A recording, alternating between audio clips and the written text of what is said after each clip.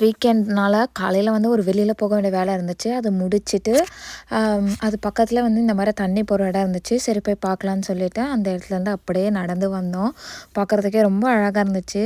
இங்கே பாருங்கள், இதெல்லாம் ஃபின்லாண்டில் தான் இருக்கோம். ஊருக்குள்ளேயே, அதாவது சிட்டிக்கு நடுவுலேயே இந்த மாதிரி ஒரு அருவிலாம் போகிறது. போய் பார்த்துட்டு அப்படியே கீழே இறங்கி பார்க்கலான்னு சொல்லிட்டு அங்கேருந்து கீழே வந்தோம்.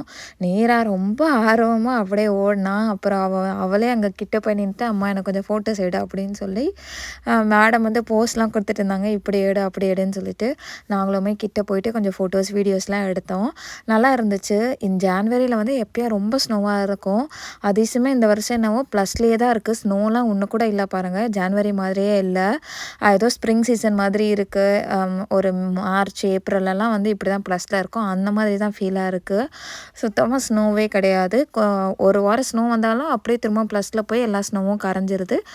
ஓரளவுக்கு ஓகேவாக தான் இருந்துச்சு டெம்ப்ரேச்சர். அந்த ரொம்ப ஃப்ரீசிங் கோல்டெல்லாம் இல்லை. அப்புறம் ரொம்ப கிட்ட போய் நின்றுட்டு கொஞ்ச நேரம் அவங்க அப்பா கூட போய் நின்றுட்டு பேசிட்டு விளாட்லாம் இருந்தா. அப்புறம் அவங்க ஃபோட்டோஸ்லாம் எடுத்து முடிச்சுட்டு அப்படியே வீட்டுக்கு வந்துட்டோம். எப்பயும் வீட்டுக்குள்ளேயே இருக்கிறதுக்கு இது வந்து ஒரு சேஞ்ச் தான். வெளியில் போனால் கொஞ்சம் நமக்கு ரெஃப்ரெஷிங்காக இருக்கும். ஆக்சுவலி எனக்கு சன்னியாக இருக்கும்னு போட்டுருந்துச்சு, அதனால தான் நாங்கள் முக்கியமாக வெளியில் வந்தோம். பட் ரொம்ப க்ளவுட் வந்து மறைச்சதுனால சன்னு வந்து ஆளையே காணோம்.